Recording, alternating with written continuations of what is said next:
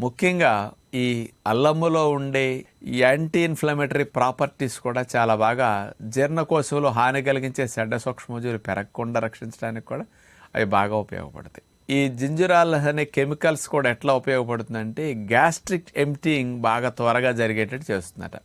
ఆహార పదార్థాలు త్వరగా జీర్ణమై త్వరగా పొట్ట నుంచి ఖాళీ అవడానికి, గ్యాస్ట్రిక్ ఎంప్టీయింగ్ చేయటానికి ఈ అల్లములో ఉండే కెమికల్ కాంపౌండ్స్ స్పెషల్గా ఉపయోగపడతాయి. తద్వారా ఏమవుతుందంటే పొట్టల ఆహార పదార్థాలు పొలవకుండా కిందకు త్వరగా జరిగి వెళ్తాయి అన్నమాట. గ్యాస్ట్రిక్ ఎంప్టీయింగ్ స్పీడ్గా ఉండటం వల్ల పొట్ట బ్లోటింగ్ రావటం కానీ, భుక్తాయాసం కానీ, త్రేన్పులు కానీ, గ్యాసెస్ ఇట్లాంటివన్నీ బాగా తగ్గుతాయి అన్నమాట. ఈ ప్రాపర్టీస్ అల్లానికి ఉన్నాయి. అల్లంలో ఉండే ఇతర కెమికల్ కాంపౌండ్స్ డైజెస్టివ్ జ్యూసెస్ని, పొట్టలో ఆహారాన్ని అరిగించడానికి ఉత్పత్తి ఎంజైమ్స్ని బాగా ప్రేరేపించడానికి అద్భుతంగా ఉపయోగపడతాయి.